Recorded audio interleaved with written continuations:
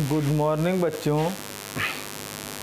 आज की जो हमारी क्लास है फिजिक्स 12th, और जहाँ पे हम चल रहे थे उसी के आगे आज फिर से करते हैं। और उसी के आगे जो हम लोग आज जो करेंगे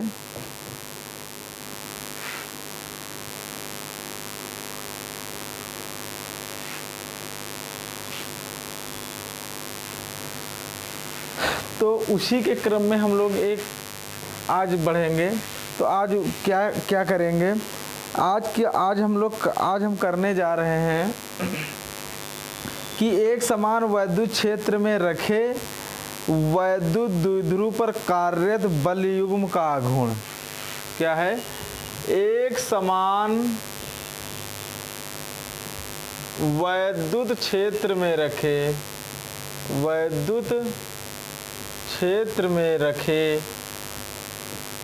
एक समान वैद्युत क्षेत्र में रखे वैद्युत द्विध्रुव पर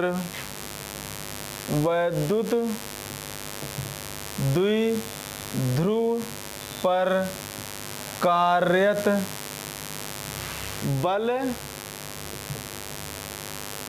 युग्म का आघूर्ण।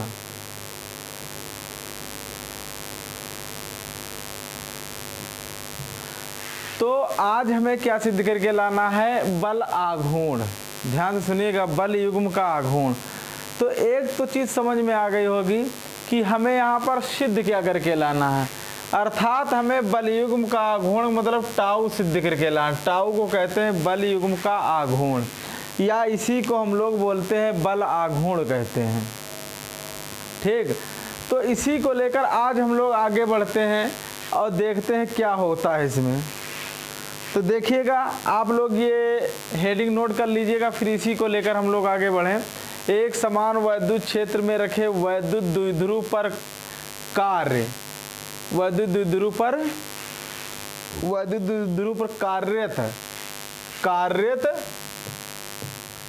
बल युग्म आघूर्ण।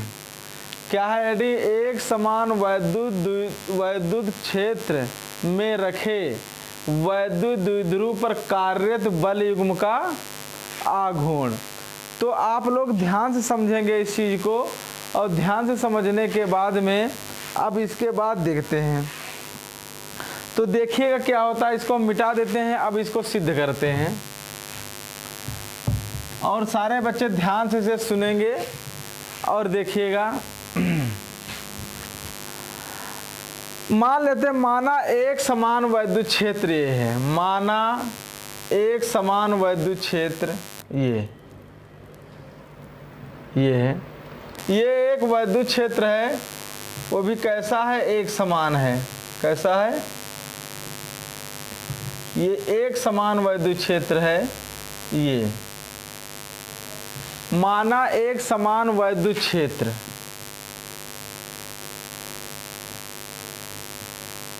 ये क्या है हमारा? ए बी है। ए बी सी डी ये है।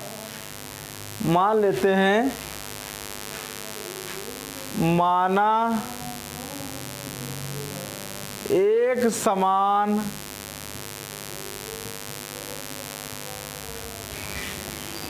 माना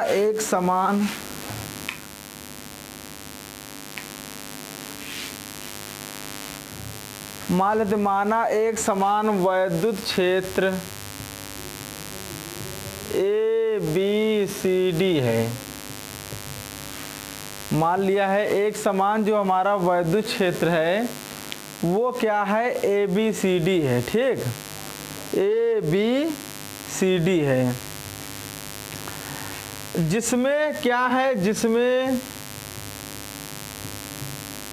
प्लस क्यू तथा माइनस क्यू आवेश अल्प दूरी पर रखे। कहाँ पे रखे हैं? अल्प दूरी पर रखे हैं। ऐसे निकाय को क्या कहते हैं? वैद्युत द्विध्रुव कहते हैं। क्या कहते हैं? वैद्युत द्विध्रुव कहते हैं। क्या कहते हैं? वैद्युत द्विध्रुव कहते हैं। अब ध्यान दीजिएगा, ये एक आवेश है, ये हमारा मान लेते हैं प्लस क्यू है, ये इधर क्या है हमारा माइनस क्यू आवेश है, ठीक। अब ये दोनों कहाँ पर रखे हैं? 2l दूरी पर रखे हैं। कहाँ पे रखे हुए हैं? 2l दूरी पर रखे हुए हैं। अब ये झुका कितने कोण पे है? मान लेते हैं ये थीटा कोण पे झुका है। ये कितने कोण पे झुका हुआ है? थीटा कोण पे झुका हुआ है, थीटा कोण पे। जब ये थीटा कोण पे झुका हुआ है तो ये यहाँ से डाल देते हैं हम लोग एक लंब, ठीक। ये हमने लंब डाल दिया, इसको नॉमिनेशन कर ले ए बी सी। जब नॉमिनेशन, ये एक त्रिभुज बन गया। कितने अंश का? त्रिभुज बन गया 90 अंश का, ठीक। अब जब ये समकोण बन गया तो हम लोग जानते हैं ये समकोण बन गया तो ये भुजा क्या कहलाएगी? कर्ण कहलाएगी। ये आधार कहलाएगा और ये लंब कहलाएगा। तो यहाँ पर एक सूत्र होता है बलाघूर्ण बराबर बल आघूर्ण बराबर टाउ। टाउ बराबर सूत्र बल गुणे लंबवत दूरी। केम दूरी? लंबवत दूरी। बल गुणे लंबवत दूरी। अब टाउ बराबर क्या होता है? बल कितना दिया है? मान लेते, देखिएगा ये बल लग रहा है, ये क्षेत्र है, और इसकी दिशा में एक QE लग रहा है, और ये QE, और एक बल ये इधर लग रहा है QE। अब ध्यान से समझेंगे। अब ये QE कैसे हो गया? तो हमने एक सूत्र पढ़ा था, E बराबर सूत्र होता है F अपान Q। तो ये इसकी गुणा इधर कर ली तो F बराबर कितना आ गया? E इंटू Q आ गया कि नहीं? E इंटू Q निकल के आ गया, अर्थात बल हमारा क्या है? Q इंटू E है। बल हमारा क्या है? QE है कि नहीं? मगर इसकी लंबवत दूरी तो ये है ना, लंबवत दूरी क्या हो जाएगी? AC। अब यहाँ पर देखिएगा हम कहाँ पर आकर फंस गए आकर हम लोग AC पे। अब ये AC कैसे निकालें? तो यहाँ पर हम लोग देखते हैं, यहाँ पर एक त्रिभुज लेते हैं, त्रिभुज ABC में ले लेंगे तो लगाएंगे सूत्र साइन थीटा बराबर लंब बटे कर्ण। तो साइन थीटा बराबर लंब कितना हो गया? AC, और कर्ण कितना हो गया? 2l। तो AC बराबर कितना? 2l sine theta. तो यहाँ पर आ गया टाउ बराबर QE गुणे 2l sine theta. QE into 2l sine theta. और हम लोग एक सूत्र पढ़ चुके हैं, P बराबर होता है Q इंटू 2l। ये तो यहाँ पर हम लोग Q इंटू 2l की जगह पर हम लोग क्या रख देंगे? P। तो PE आ जाएगा साइन थीटा। तो एक सूत्र निकल के आ गया यहाँ पर PE साइन थीटा। अब ध्यान से सुनेंगे, ये एक बल ये इधर लग रहा है, एक बल इधर लग रहा है। पहला पॉइंट, यदि वैद्युत बल क्षेत्र की दिशा में कार्य करें, पहला पॉइंट, तब थीटा का मान कितना हो जाएगा? 0 डिग्री। ध्यान से सुनेंगे हम लोग।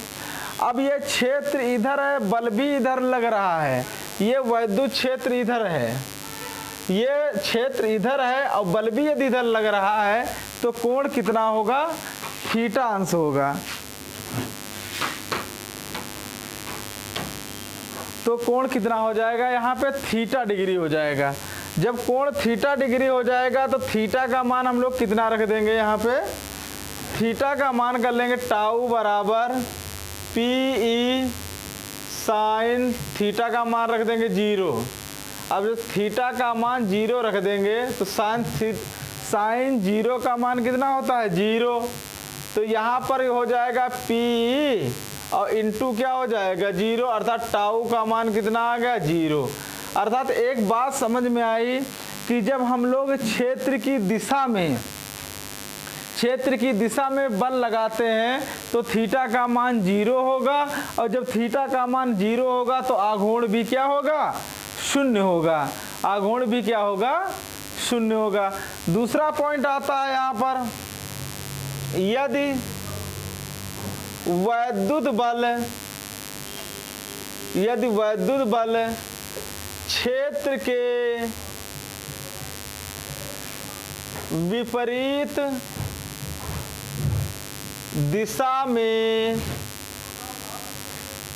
कार्य करे, यदि वैद्युत बल क्षेत्र की विपरीत दिशा में कार्य करेगा, तो अब देखिएगा वह क्षेत्र इधर है, क्षेत्र की दिशा इधर है, मगर यदि हमारा बल इधर विपरीत कार्य कर रहा हो तो थीटा का मान कितना हो जाएगा 180। तो यहाँ पर टाउ बराबर कितना हो जाएगा पी साइन, अब यहाँ पर 180 हो जाएगा, साइन 180 का मान कितना हो जाएगा, साइन 180 का मान कितना होगा, साइन 180 का मान हो जाएगा, यहाँ से हम लोग निकाल लेते हैं, नहीं मालूम है तो निकालेंगे, देखना इधर 90 प्लस 90 कर सकते हैं कि नहीं। साइन 90 अंश प्लस थीटा द्वितीय पाद में है तो ये हो जाएगा कास 90, और कास 90 का मान कितना होता है 0। साइन 0 का मान, कास 0 का मान 1, साइन 90 का मान कास 90 का मान 0। तो यहाँ पर भी क्या हो जाएगा, ये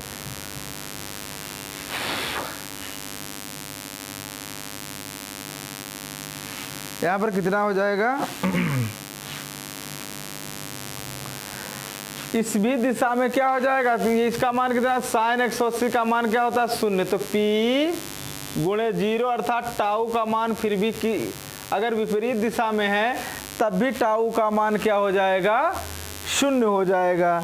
तीसरा पॉइंट देखते हैं, यहाँ पर लिख देते हैं यहाँ पर तीसरा पॉइंट है, यदि बल वैद्युत क्षेत्र के लंबवत कार्य करे तो थीटा का मान कितना हो जाएगा 90 डिग्री। जब थीटा का मान 90 डिग्री होगा तो टाउ कितना हो जाएगा, टाउ बराबर होता है पी साइन थीटा। तो यहाँ पर आ जाएगा टाउ बराबर पी ई साइन 90, और साइन 90 का मान कितना होता है 1, अर्थात पी गुणे 1, अर्थात कितना आ जाएगा टाउ बराबर पी ई, अर्थात टाउ का मान बलाघूर्ण कितना आ गया पी आ गया। तो यहाँ पर हमारे कितनी कंडीशनें थी, 3 कंडीशनें थी इसकी। अब तीनों कंडीशनों को हम लोगों ने क्या किया, विधिवत तरीके से देखा है। हमने इन तीनों कंडीशनों को क्या किया है, एक विधिवत तरीके से देखा। तो एक बार फिर से समझते हैं इसको। माना था एक समान वैद्युत क्षेत्र ABCD है, ठीक, जिसमें प्लस की और माइनस की आवेश अल्प दूरी पर रखे हैं।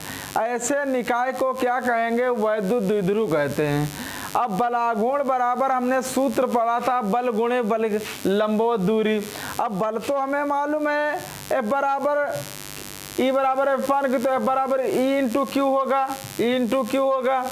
बल तो मालूम है मगर हमें मालूम क्या नहीं है, लंबवत दूरी ये होगी AC हमें। अब AC नहीं मालूम है, अब AC का किससे निकालेंगे, त्रिभुज ABC से लगाएंगे। जब त्रिभुज ABC के ले लें तो ये लंब हो जाएगा, ये कर्ण ये आधार बन जाएगा। तो साइन थीटा फार्मूला लगाया, लंब बटे कर्ण आ गया। तो लंब कितना हो गया AC और कर्ण हो गया 12। तो AC बराबर 12 साइन थीटा। तो यहाँ पर हो गया 12 साइन थीटा। अब यहाँ पर Q इंटू 12 ये हो गया P और ये हो गया E साइन थीटा। तो ध्यान से सुनेंगे, P into Q into 12 P होता है। अब पहला पॉइंट, यदि वैद्युत बल क्षेत्र की दिशा में कार्य करे तो थीटा का मान कितना हो जाएगा, 0 हो जाएगा। यदि वैद्युत बल क्षेत्र की विपरीत दिशा में, यदि वैद्युत क्षेत्र की दिशा इधर है और बल इधर कार्य कर रहा है, ध्यान से सुनेंगे, यदि वैद्युत क्षेत्र की दिशा इधर है और बल इधर कार्य कर रहा है, तब कितने अंश का कोण बनेगा, 180 डिग्री का कोण बनेगा थीटा का मान। तब भी बल आघूर्ण क्या होगा, 0 होगा। मगर तीसरी कंडीशन यहाँ पर ये फॉलो करते हैं हम लोग कि यदि बल वैद्युत क्षेत्र के लंबवत कार्य करे अर्थात थीटा का मान 90 अंश हो, तब क्या हो जाएगा, बलाघूर्ण क्या हो जाए, पी हो जाएगा।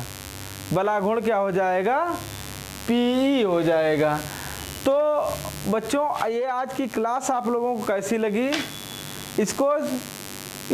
इसको सब्सक्राइब करें और लाइक करें, और यदि क्लास आपको अच्छी लगे तो इसको शेयर ज़रूर करें और ज़्यादा से ज़्यादा अपने दोस्तों के साथ इस क्लास को शेयर करें। आज के लिए इतना ही। जय हिंद।